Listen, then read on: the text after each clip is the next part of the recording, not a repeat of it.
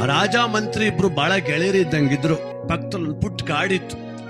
ಆ ಕಾಡೊಳಗೆ ಹೋಗ್ತಿದ್ರು ಸುಮ್ನೆ ವಾಯು ವಿಹಾರ ಮಾಡ್ಲಿಕ್ಕೆ. ಈ ಮಂತ್ರಿ ಒಂದು ಅಭ್ಯಾಸ ಇತ್ತು, ಏನಂದ್ರೆ ಯಾರು ಏನಾರ ಹೇಳಿದ್ರು ಒಳ್ಳೇದೇ ಆಯ್ತು ಅಂದ್ಬಿಡು. ನಾವು ಆ ಮುದುಕಪ್ಪ ಸತ್ತೋಗ್ಬಿಟ್ಟ ಅಂದ್ರೆ ಒಳ್ಳೇದೇ ಆಯ್ತು ಬಾಪ, ಒಂದ್ ದಿವ್ಸ ಹೋಗ್ಲೇಬೇಕು. ಮಹಾರಾಜರು ಹೇಳೋರು, ಮಂತ್ರಿ ಇದೊಂದು ದುರಭ್ಯಾಸ ಬಿಡೇ, ನೀನು ದುರಭ್ಯಾಸ ಇದು, ಕೆಟ್ಟ ವಿಷಯ ಹೇಳಿದ್ರು ಒಳ್ಳೇದಾಯ್ತು ಅಂತೀಯಲ್ಲೋ ಅಂತ. ಸ್ವಲ್ಪ ದೂರ ಬರ್ತೀವಿ ಅಂತ ಹೊರಟೋರು ಮಾತಾಡ್ತಾ ಮಾತಾಡ್ತಾ ಮಾತಾಡ್ತಾ ಕಾಡನ್ ಮದ್ದಿಗೆ ಬಂದ್ಬಿಟ್ರು. ಆಮೇಲೆ ತಿರುಗಿ ನೋಡ್ತಾರೆ, ಬಂದಾರಿಯ ಮರ್ತೋಗದೆ. ಮಹಾರಾಜರಿಗೆ ದಿಗ್ಲು, ಭಯ. ಕುಂತ್ಕೊಂಡ್ರು, ಒಂದ್ ಅರ್ಧ ಗಂಟೆ ಕುಂತ್ರು. ಮಹಾರಾಜ್ರಿಗೆ ಭಯ, ಮಂತ್ರಿ ಸಂತೋಷವಾಗಿ ಕುಂತವ್ರೆ. ಮಂತ್ರಿ ಹೊಟ್ಟೆ ಸಿಗ್ತದೆ ಕಣೆ ಅಂದ್ರು. ಒಳ್ಳೇದೇ ಆಯ್ತು ಅಂದವನು. ಮತ್ ಒಳ್ಳೇದಾಯ್ತು ಅಂತೇಳಿ ನನ್ಗೆ ಒಟ್ಟಸ್ತ್ರ ಅದು ಹೆಂಗಯ್ಯ ಒಳ್ಳೇದಾಯ್ತು ಸ್ವಾಮಿ, ಆರೋಗ್ಯ ಚೆನ್ನಾಗಿರ್ತದೆ, ಉಪವಾಸ ಇರ್ಬೇಕು ಸುಮ್ಮನೆ ಅಂದ. ಅಲ್ಲೊಂದ್ ಮರ ಹುಡುಕ್ತಿದ್ರು ಮಹಾರಾಜರು, ಅಲ್ಲೊಂದೇ ಒಂದ್ ಹಣ್ಣಿತ್ತು. ಒಂದ್ ಹಣ್ಣದೇ ಕಣೆ ಅಂದ್ರು. ಒಳ್ಳೇದೇ ಆಯ್ತು.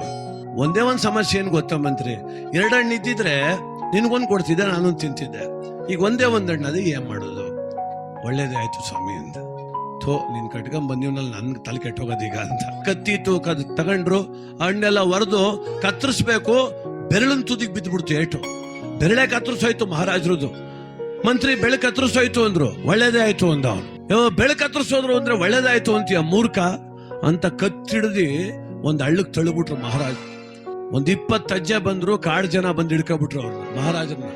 ಕಾಡ್ ಜನ ಉತ್ಕೊಂಡು ಹೋಗ್ತಾವ್ರೆ, ಅವ್ರ ದೇವತೆಗೆ ನರ ಮನುಷ್ಯನ ಬಲಿ ಕೊಡ್ಬೇಕು ಅಂತ.